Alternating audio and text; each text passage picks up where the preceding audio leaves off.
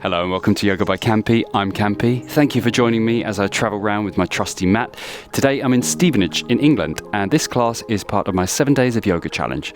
So all you need is space for your mat, some comfortable clothes, and we can begin.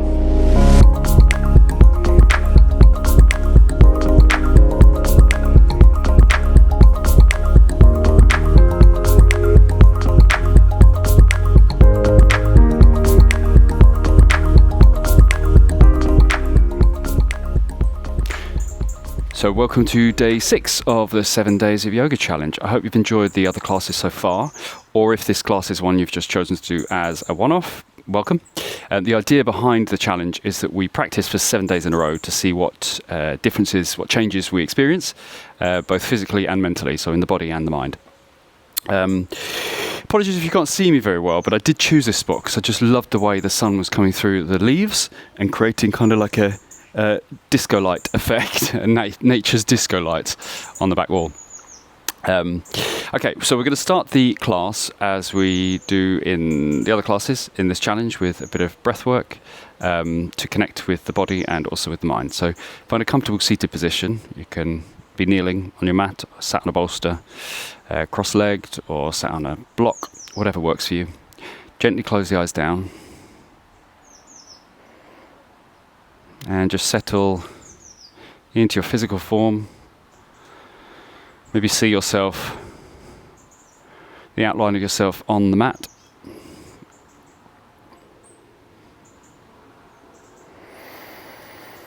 Take a moment to observe your mind, see where it is, how busy has it been so far today.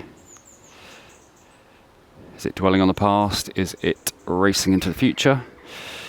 For now, for this short class, let's connect with the present, so just try and allow it to be more still. Maybe this is becoming easier in your practice if you turn up regularly. And connecting with the breath, slowly in and out through the nose.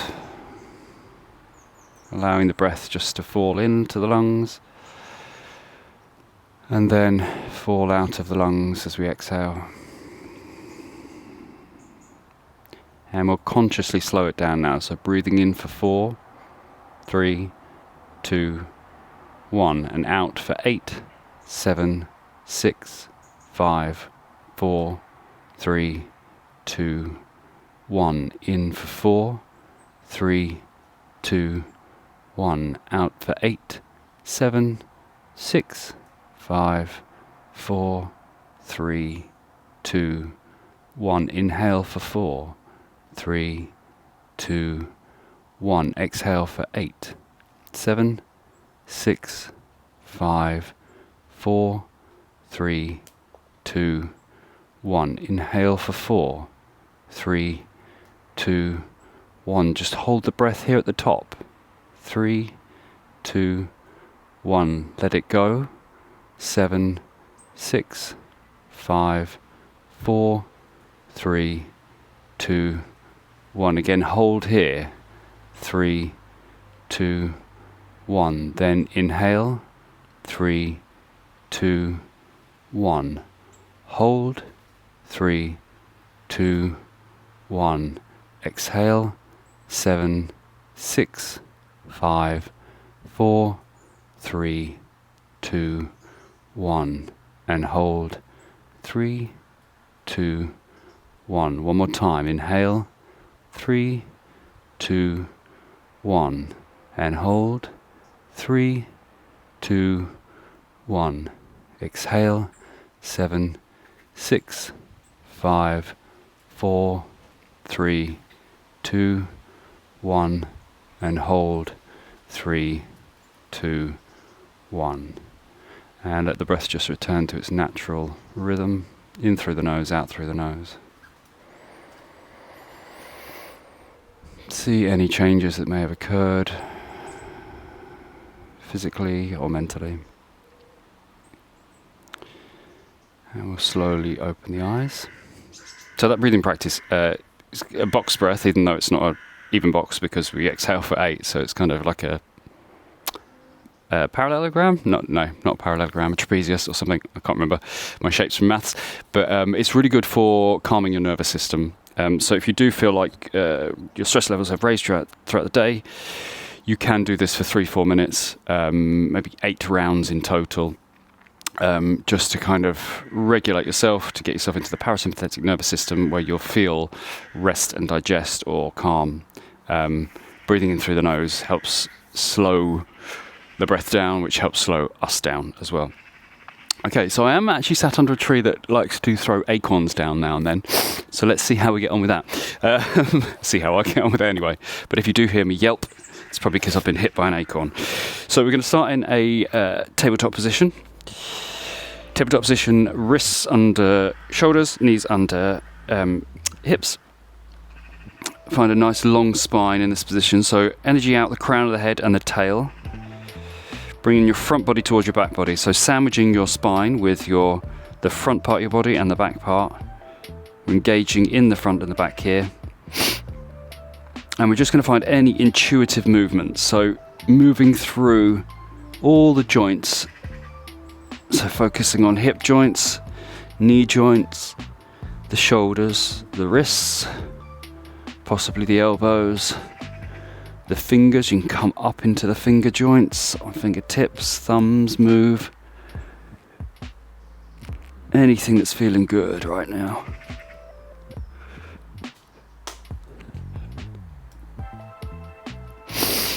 And then we'll take it back to child's pose. So untuck your toes, hips towards, sit bones towards heels, reach forwards with the fingertips. Forehead might find the mat. Rock gently from side to side.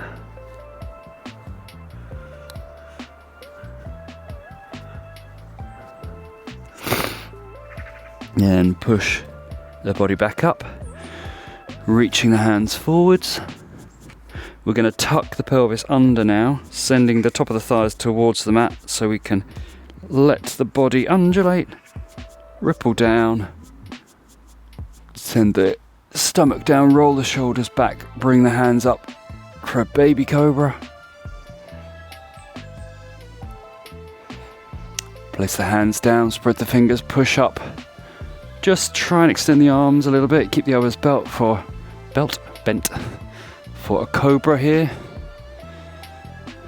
So just to give you the examples of the difference between cobra and upward dog. So cobra, like a snake, a lot of our body is on the floor, so the legs are on the floor.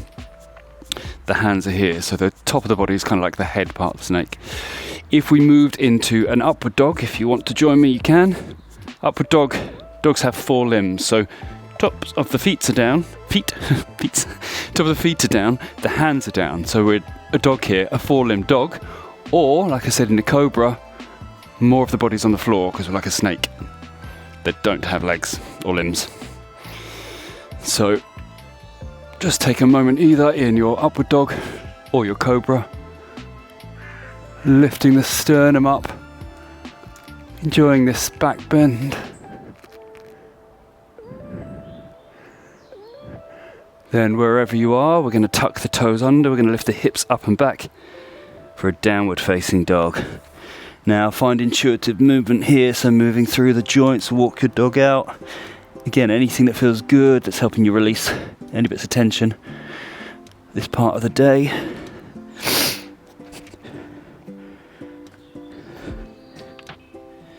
Find a stable dog. We're going to float the right leg up. So to start with, keep your hips square, so you're pulling your left back, sending your right forwards. So the right hip bone's going towards the mat. Then see how it changes. If we lift that right hip bone, try and stack it on top of the left. Open hips. Let's move from these 2 points. So closed or square, then open. Close and open.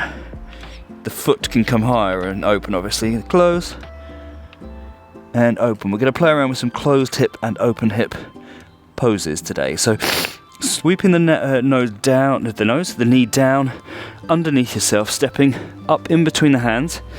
Pivot on this back foot about a 45-degree angle, then float the arms up, finding warrior 1. Warrior 1 is a closed hip position, so it's trying to send this left hip forwards, pulling that right back, keeping them as square as possible. Raise your arms. Send the shoulders away from the ears, lunging into that right leg. Stretching your left hip flexor, pushing down through the left heel. Now straightening the right leg, we're going to fold over that front leg for a pyramid pose. Again, still squared or closed hips. Hands can find the top of the leg. We're trying to lengthen the spine as much as possible. If you have the space, hands could find the mat, but still pulling this right hip back, sending the left forwards. So you should feel a stretch down the right hamstring, the back of the leg now. Keep trying to square those hips, find the depth of the stretch. Now from here, bend into your right leg, let the left knee come to the ground.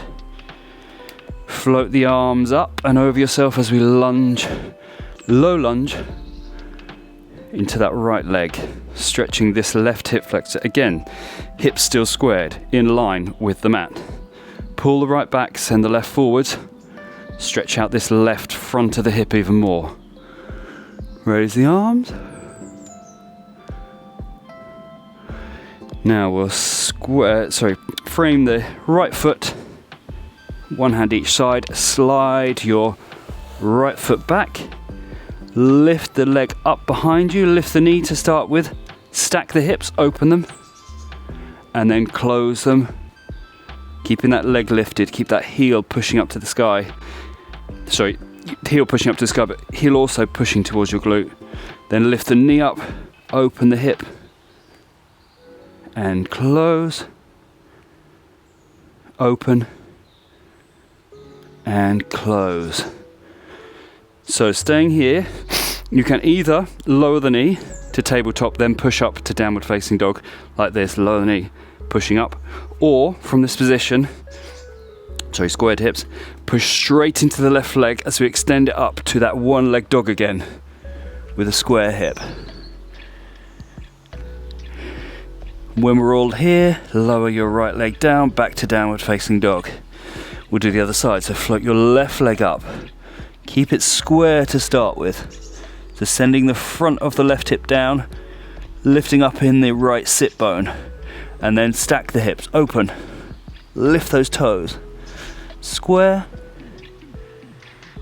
open. Really feel the difference in the pelvis. Square, open, and as we square, bend the knee, float it underneath yourself, step between the hands, pivot on that back foot, float the arms up, find warrior one here. So again, squaring your hips, sending that right right pelvis forwards, hip bone, pulling your left back, and then lunging as much as you can into that left leg, keeping your back leg straight, sending the heel down. Tuck the pelvis under, keep a nice long spine,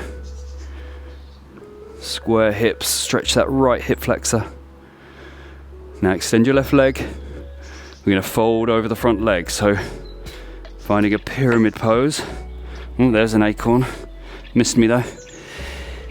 Keep your hips square, train tracks, so pulling left back, sending right forwards, hands either on the leg or on the mat, folding over. Enjoy that stretch down the back of the left hamstring.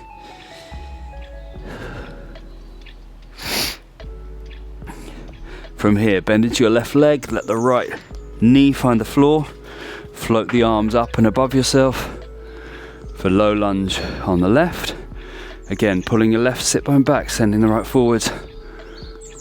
Really enjoy that stretch in the front of the right hip, up into the abdominal area as well. Float the arms down, frame the left foot. Now we can slide the left leg back, lifting the left foot up, heel to glute, square to start with, then open, lift the knee, stack your hips, and then square. And open.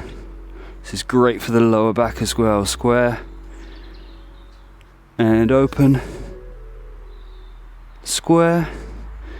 So from here, either come to tabletop, then down dog, or tuck your right toes under, push down to the hands, lift that leg up, straight up to your one-legged dog, square hipped version. Now from here, float the knee down underneath yourself. Step in between the hands again, still on the left. We're going to pivot on the back foot about 60-degree angle now, or 60 to 90. Cartwheel your arms all the way up and over, so we come to Warrior 2. Lunging on the left. So Warrior 2 is an open hip. We're using the glutes to open the hips here. So we're trying to get the hip bones in line with each other, going vertically along the mat. Reaching out through the fingertips, lunging into that left leg. Keep extending that back leg. Keep engaging, using your quad to lift your kneecap. Then from here, straighten the left leg. I'm going to take the left, reaching forwards with the left fingertips. Take them all the way down. So we find the inside of the left calf, or if you have enough space, the mat, reaching up with the right fingers for a triangle pose. So engaging in your shoulder blades here. Keep trying to open those hips. So keep trying to keep them in line with the mat. From here, bending into your left leg. You can either place the left elbow on the knee, reaching up and over yourself. So bringing your bicep to your ear. Again, still opening those hips. Find as much length from your right fingertips to your right heel. Keep lunging that left leg. If you want more of a challenge, reach that left arm up and over. Bring your bicep to your ear, sorry, up and under.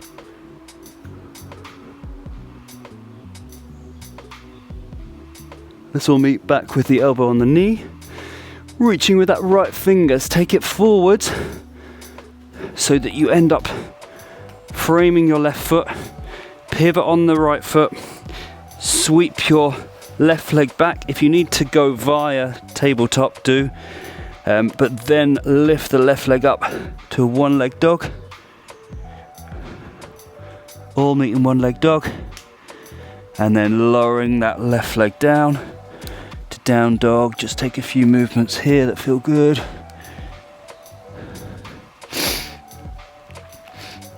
Do the other side, so raising that right leg up. Open the hips to start with. Just stack them. Bend that knee underneath yourself, stepping in between the hands. Pivot on that back foot, that left foot, 60 to 90-degree angle. Cartwheel your arms up and over. Warrior 2 on the right. So again, Warrior 2, opening your hips as much as possible, opening like a book. Lunging forwards on that right leg, pushing down through the heel and the outer edge of the left foot. Engaging in this quad here, so you lift the kneecap. You want to have your head over your heart, over your pelvis still. Energy out the right fingers and the left fingers, a nice strong warrior.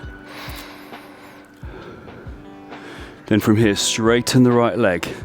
Both legs are straight. Reach forwards with the right fingertips. And follow that finger as we come all the way down onto the inside of the calf. Reaching up with the left fingertips, look up to left thumb, or if you have more space, hand comes down to the mat. Reaching up. Focus on your hips here, your pelvis, opening your pelvis. So using your glutes to open up. From here, just looking down to the mat, bend in the right leg, elbow onto the knee, left bicep comes to left ear, reaching up and over for your side angle pose. Still keeping those legs nice and strong, that pelvis opening as much as you can. If you want more of a challenge, bring your right bicep to your right ear, energy out both fingers. Elbow back to knee if you moved it. Then follow that left hand as it reaches forwards. It ends up framing your right foot. Pivot on the back foot, left foot. Lift that right leg up, all the way up to one-leg dog again. And then we're going to bend the knee back underneath yourself, big step forwards. Cartwheel the arms as we come all the way up. Bringing the hands up above yourself, legs long, arms long. So toes facing out, heels facing in, open hips. Bending into the legs, goddess legs. Lowering your elbows down, cactus arms, squeeze your shoulder blades together, tuck your pelvis under, knees are opening like a book, open pelvis. Here the shoulders are open as well. We're externally rotating the shoulders to open them up, to open the chest.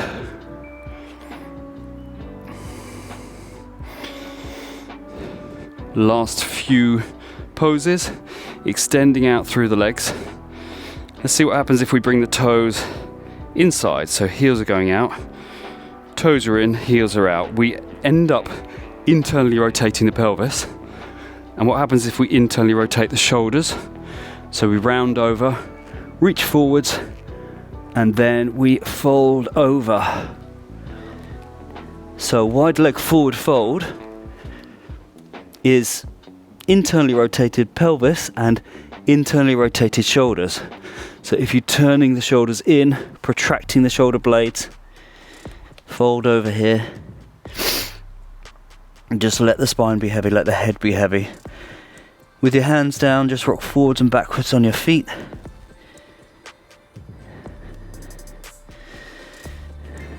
And then we'll come up to a flat back here, so extend the spine. Exhale, fold back down. With your hands down, just heel toe your feet all the way in until they're underneath your shoulders, your hips, sorry. Generous bend in the knees. We're going to slowly roll up through the spine.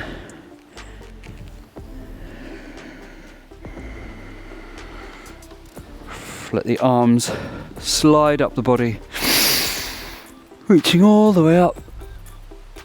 Look in between your hands. Look up to the sky, the tree, the ceiling, whatever you can see. Bring your hands together in a prayer position. Lower the thumbs towards the chest space. And we'll just stay here in this stood position as we close the class. So close your eyes down.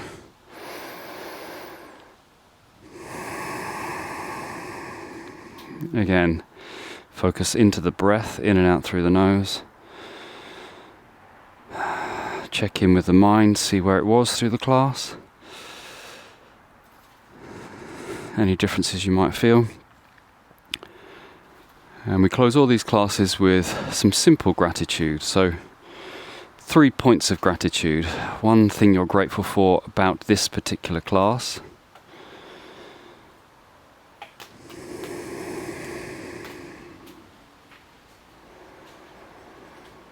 One thing you're grateful for about yourself. Something your body does, the way it can move, the way your mind is, possibly. Something you love about yourself. And finally, something you're grateful for that you have in your life.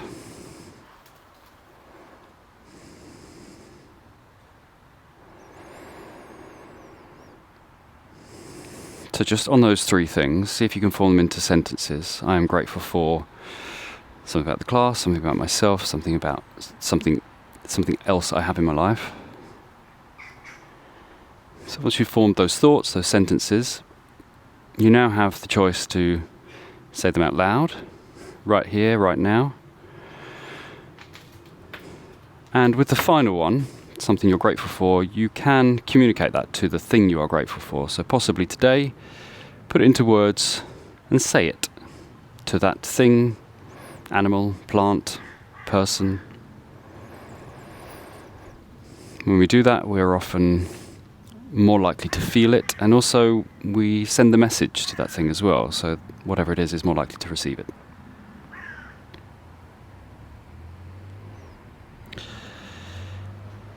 Stay here for as long as you want or can. Thank you for joining me for this class. Something I was grateful for was that I didn't get hit by an acorn, so thank you, nature, for that. Yes, thank you for joining me in this class. I hope you've enjoyed the challenges so far. There's one more day to go in the 7 Days of Yoga Challenge. I look forward to seeing you for that class or for whichever other class I see you next. But in the meantime, once again, thank you. Enjoy your day. Namaste.